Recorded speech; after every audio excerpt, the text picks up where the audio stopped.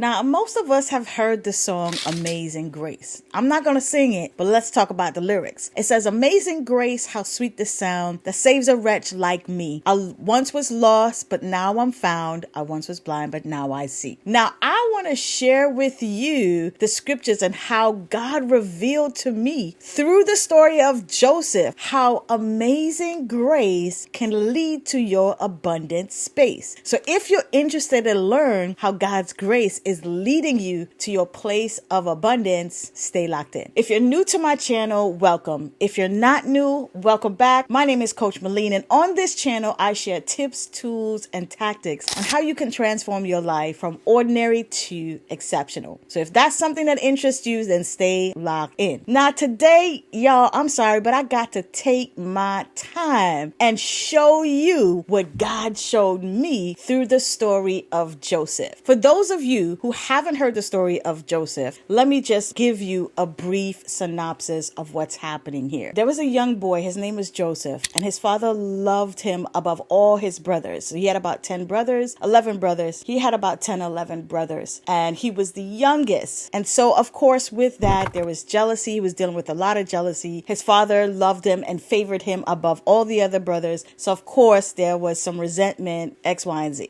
Okay? Now, let's get to the nitty-gritty of the story. Joseph's brothers plotted against him. They decided to throw him in a pit. They betrayed him. Then they sold him to slavery. And so Joseph, who was grew up loved and just adored by his father, found himself in a situation where now he's hated, he's a slave, he's looked down upon, and that's like completely foreign to him. So he's traumatized. He's emotionally down. Okay. And now he is in this unfamiliar situation with this completely strangers. And so, yeah, he's going through a lot, you know. On the one hand, his father loved him dearly. He was the youngest. He was just totally loved by his dad for so many different reasons. And then on the other hand, his older brothers, they were jealous of him. They resented him, mostly because of the simple fact that automatically, as soon as Joseph was born, he gained his father's love, his affection. And that's something these older brothers, they had to work for. They had to fight for. There's a lot of backstory to this, but we're not going to get into it. This is the important part I want you to see. And the reason being is because of Joseph's brothers and their resentment to him. Because of that, they sold him into slavery. They just made up this whole story about how he died and showed their father that, you know, he was destroyed by an animal in the wild. Okay. So they lied about it. They sold their brother. They resented him. They just despised him so much to the point where they just gave him up to slavery. Now, here it is. Joseph was like, man, all of a sudden, 1 minute I'm in this loving environment. 1 minute I'm in this place where, you know, I'm celebrated. And in the next minute, I'm in this environment where I'm hated. I'm despised. I'm looked down upon. I'm a slave. People are treating me like I'm nothing. Come on. So of course, Joseph is emotionally just going through it all. And we've all been in situations like that. We can relate in some way, form, or fashion. But here's where I want to get to the abundant grace and the amazing grace. Because through it all, when we look at the scriptures in Genesis 37, but most importantly in Genesis 39, that's where Joseph is in slavery now. No, in Genesis 39 verse 2, it says that the Lord was with Joseph and he was a successful man and he was in the house of his master, the Egyptian. All right, pause for the cause here. Let me tell y'all something. Joseph ain't have no money, but why is it that the scripture was saying he was a successful man? He ain't had nothing going for him at the time. He ain't have no car. He ain't have no house. Listen, bruh man was broke, but why does it say that he was a successful man? This is what I want you to understand. He was in the will of God. He was successful in God's purpose. He was right where God wanted him to be. And that's all I want to show you today. A lot of times, even when situations, it seemed dim, it seemed dark, that he was thrown into slavery, that his brothers betrayed him. So in that traumatic situation, the grace of God led him to a place where he was going to become super abundantly blessed, successful, rich, whatever you want to call it. Listen, he was on the path. And that's what I want to share and highlight with you today. It does not translate to money. It does not. Listen, when you are on the path and you're in God's plan, even though it is dark, even though there's betrayal, even though there's emotional turmoil, you're in the path. And God's amazing grace is seeing you through and leading you to that space where abundance is your portion and it's coming into your life. And so Joseph is the perfect example of that. Now, a lot of times we hear the word amazing grace.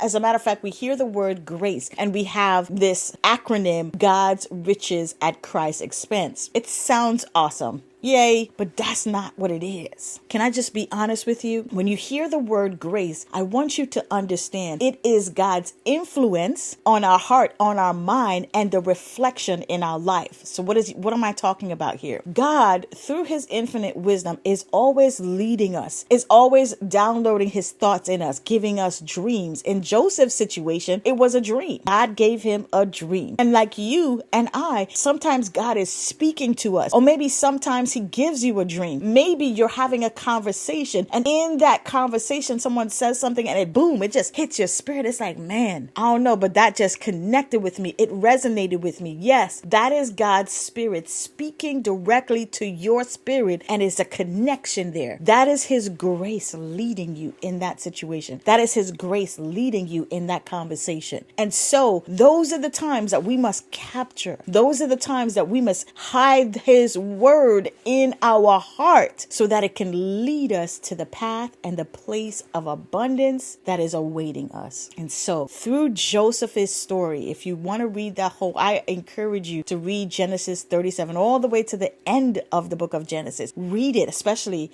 the story of Joseph, because through it all, God, the word says, and the Lord was with him. When he was in Potiphar's house, the master's house, the Lord was with him. When he got thrown into the pit and into the prison, the Lord was with him. Why? Because that's what made him successful. It was the presence of the Lord, his wisdom, his understanding, and the presence, God training him in his gifting. Now, with Joseph, he had the ability to interpret dreams. He had a gift. He had a grace to do that. And so for you, you may have a strategic ability to plan, to organize. You may have an ability to communicate. Whatever that gift is and whatever that special gift is, a lot of times you got in trouble for it, because if you read in Genesis 37, Joseph got in trouble for his dream. His family, his brothers was like, so now you got this dream and you think you better than us. Does that sound familiar? Does it?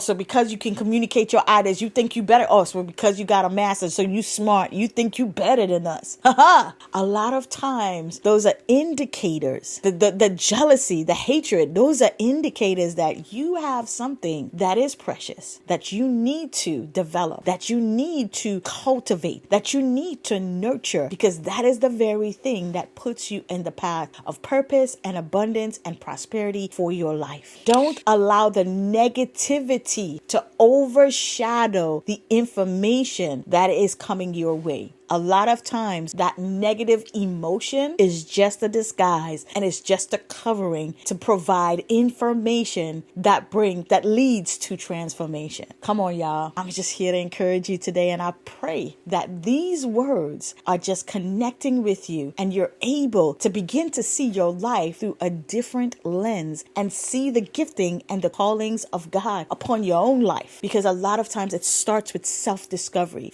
It starts with self-awareness.